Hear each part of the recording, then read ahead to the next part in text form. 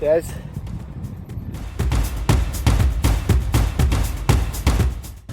You got any crayons to go with it, Des? I don't have them.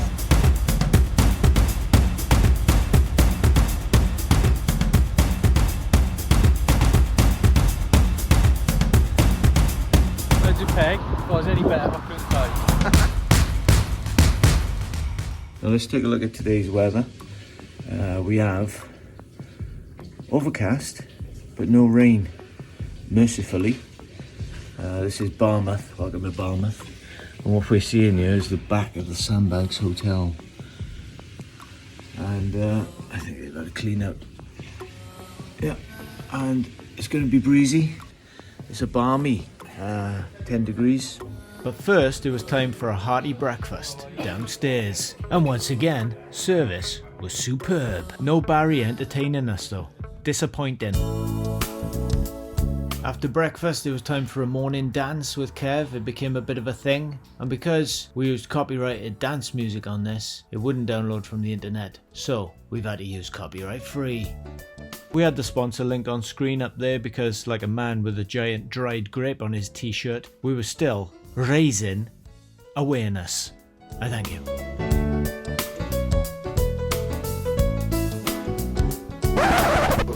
You know the next test was actually worse. I was trembling. Right. Like that. Morning. So here we are in beautiful Barmouth. As you can see, the view is fantastic and the conditions are far better than yesterday. I didn't manage to film any of our arrival because my battery had run out. The only bit missing really is our arrival at the hotel, and Mike and me, there's Mike there with me and Kev, had to get picked up by Nick and brought back to the hotel because we were too slow. And now, fully charged, battery packs, phones and legs, we set off.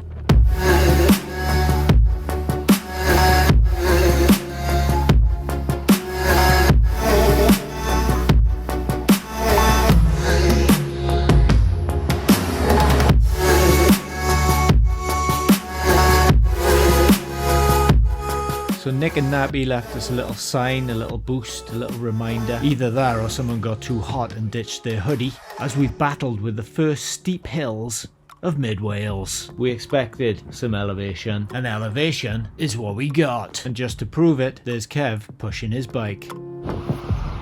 Joe. How are we? Good, you? Sound never been better, mate.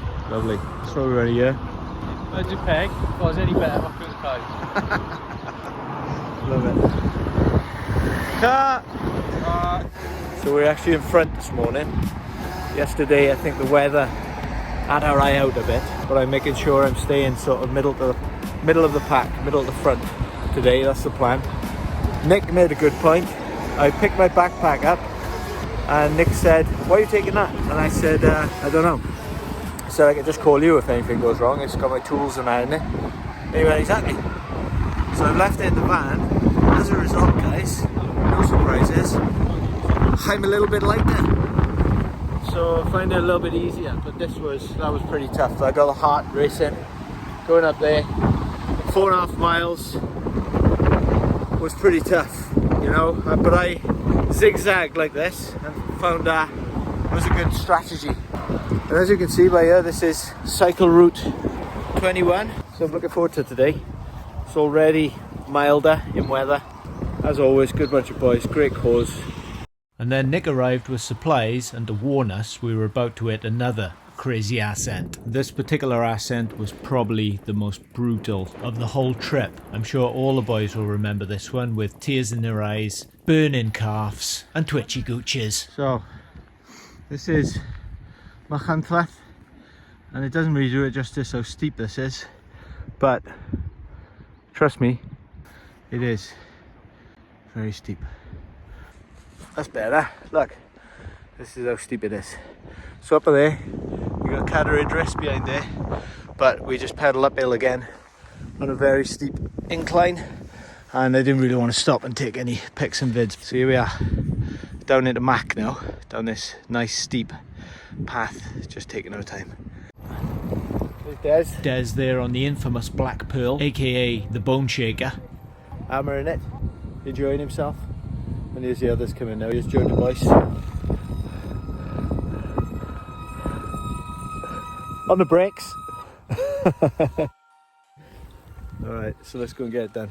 Then it was time to take in that view one more time before we all enjoyed this downhill. After all, what goes up must come down.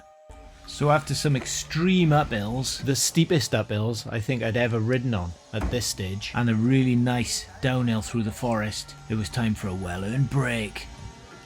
Des selling books. Meanwhile, Des was looking at books in a van. You got any crayons to go with it, Des? I don't have it. What did you say? You got some crayons, we can colour them all in. I'm not sure who this gent is, but he was a very nice chap. And here's me with Gareth Courtney, who enjoys stroop waffles. And here's me with French Cornishman Joe Du Bois, aka The Boss. After some granola slices, which were clearly still in my teeth, I really wanted this guy to toot toot on the horn. That's what she said. But as you'll soon see, he was having bloody none of it. You can have the sound effect of a toot-toot. He wasn't asked, was he? Mind, I don't even know if he could speak English. You gonna do it? You can make a whistle. Oh, he's a tease. There, I've just added my own. What a spoil sport. Anyway, then it was on to Machynlleth, which is a beautiful town with a beautiful monument. Don't leave me hanging, bro. Oh, sorry, bro. Thanks. Thanks. And then before we knew it, it was back uphill again. This was another pretty severe uphill. The trouble with uphills was I was struggling to film it and pedal at the same time. But at this point, Des asked me to take a little video of him to prove how hard he was working on the bone shaker. And I'm pretty sure you can hear that wind. Today we had no rain, but extreme wind, which literally blew you sideways off your bike. That's what she said. But this was by far the highest elevation we had to tackle, and thankfully after this there were a lot more downhills as we headed towards Llandrindod Wells. So I was talking over this clip, but it was feckless, because as you can hear, the wind was very strong, windier than Rick Waller's bottom. Now the only saving grace with pedalling up over here after Machynlleth was these beautiful vistas. I think you'll agree. Strap yourselves in, I'm about to go all philosophical on your ass.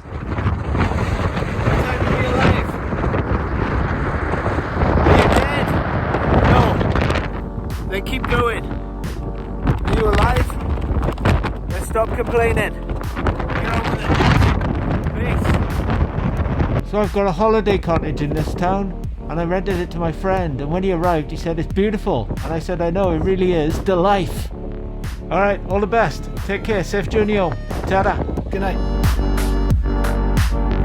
As it turned out, this really was Dylife, because we stopped for another well-earned break with some beautiful sweeping views. But it wasn't Dylife for everyone, because Dikey had problems with his bike, and a few of the boys had problems with their cleat shoes. This is literally Dylife. Alright mate, you already said, move on. But there was only one man who was going to sort those shoes, and that was this man, Nick Cleaton. Thank you. 2 hours later.